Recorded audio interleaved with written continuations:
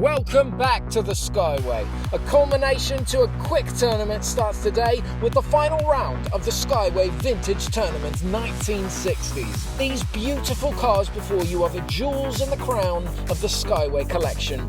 First there were 8, now there are 4, and soon to be just 1 champion. Alright, it's time. Let's get on with it. Let's reintroduce ourselves to the drivers of the final round for the Skyway Vintage Tournament. Congratulations, Mallory Darkness driving in Copperhead, an Alfa Romeo 33 Stradale weighing 49.1 grams. Congratulations, Stetson Horn, sir, driving in Yellow Jacket, a Corvette Stingray Coupe weighing 50.3 grams. Congratulations, Kingsley Flash, driving in Juggernaut, a Mercedes-Benz 300 SEL 6.8 AMG weighing 61.9 grams. And congratulations, Giuseppe Pronto, driving in T-Rex, an Alfa Romeo Giulia Sprint GTA weighing 52.7 grams. A few familiar faces, a few new ones, all soon to be unforgettable. Let's join them up at the start gate for race 1. Stetson Horn kicks off the finals in pole position with Kingsley Flash by his side. Now that's a worthy face-off. Mallory Darkness and Giuseppe Pronto now in the rear. And they're off.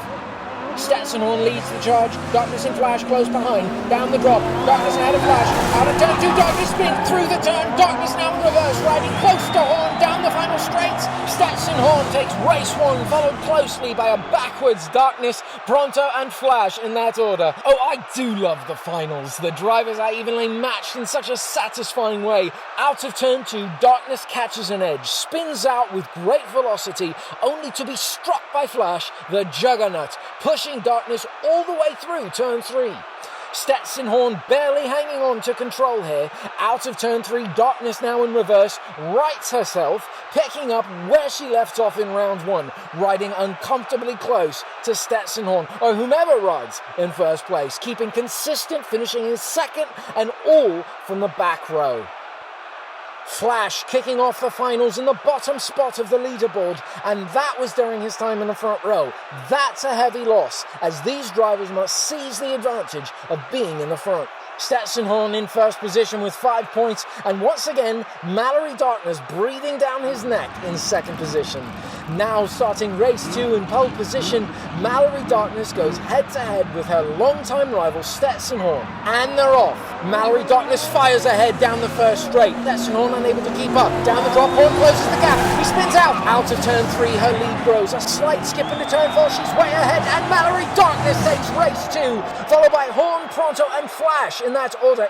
Mallory Darkness with her first place win. No longer will she play second fiddle. It was her time to shine, and she took full advantage. Now at the drop, the deal is sealed until Stetson Horn sprints to close the gap. But he's wild. He overcompensates. He oversteers. He hits the brakes before hitting the wall, and this spins him round completely. Darkness now free to spread her wings, miles ahead of that close, tight-knit group. Well matched and deeply competitive. Mallory Darkness and Stetson Horn taking turns in first place, now tied with 8 points. Giuseppe Pronto once again finishing in third position, and Kingsley Flash last place, 2 races in a row. My goodness, that's the opposite of what I thought I'd be saying halfway through the final round of the vintage tournament. However, Giuseppe Pronto did show us last week just how possible it is to come back from last place. But with leaders like Darkness and Horn, the window to come back is closing rapidly. Giuseppe Pronto finally beginning his time in the front row. This is when we saw him dominate the second half of Group 2. Now let's see if he can flex that speed riding alongside Mallory Darkness, who's still in the front row. And they're off. Pronto pops out ahead, Darkness very close through turn 1, down the drop, closing the gap, Darkness jumps the pass, Pronto holding on the group, intimate and wild, Darkness passing, blocked by Pronto, the group is brawling across the finish, followed by a distant Stetson Horn. I've got to hand it to Giuseppe Pronto. It was do or die to make a comeback, starting in pole position, and he did what he needed to do. However, Darkness was not going to let him get away with it, not without making him sweat first. Down the drop begins the first attack. Darkness runs up up on Pronto, popping him from behind at the entrance of the turn. Now begins the second attack. Into turn 2, scooping the bow of that Stradale on the inside of Pronto, Darkness effectively sweeping the legs out from underneath him in an attempt to destabilize Pronto out of turn 2. Pronto is able to hold on through what is historically a problematic section of track for Pronto. In both races 3 and 4 of round 1, we saw Giuseppe Pronto spin out upon exit of turn 2, so his ability to keep the ship in line under the pressure of Mallory Darkness is nothing short of impressive. Now watch here as the group, terrifyingly close, enters turn 3. Kingsley Flash powers through the chaos, cutting in front of Stetson Horn. A successfully executed pass in a storm of horsepower. Now begins Darkness's third and final attack. She pulls to the outside, taking position, popped first by Flash, who then pops up himself after striking the outer wall.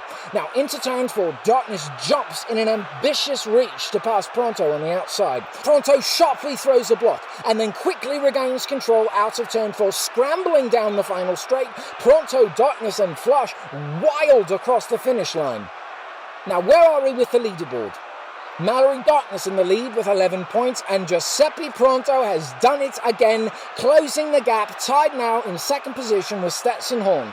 Unfortunately, it would be impossible for Kingsley Flash to win. Such an unexpected and tragic statement. Giuseppe Pronto starting race 4 with another chance in the front row, and his best chance at taking the lead as Stetson Horn starts in the back row alongside Mallory Darkness.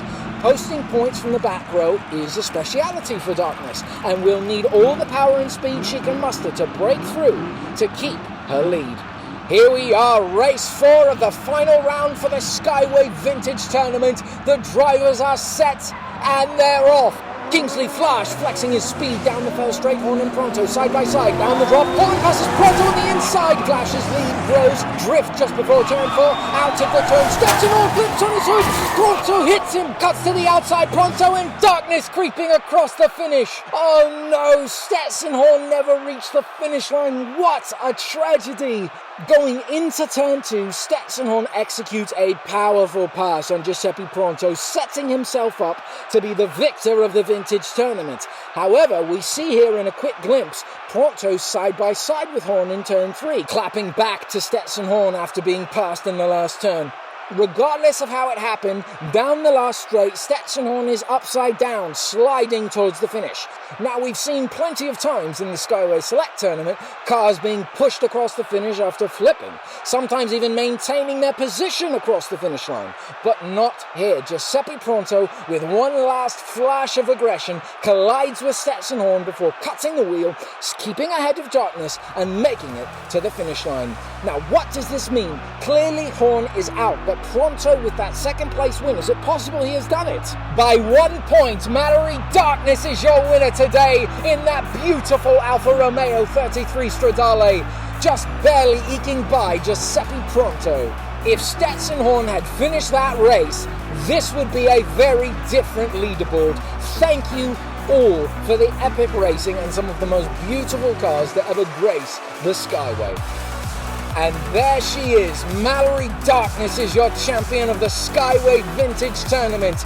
Without fail, Darkness rode close, staying intimate and agile, giving each of these drivers a run for their money, never losing sight of the title. Congratulations, and we can't wait to see you race on the Skyway again in the future.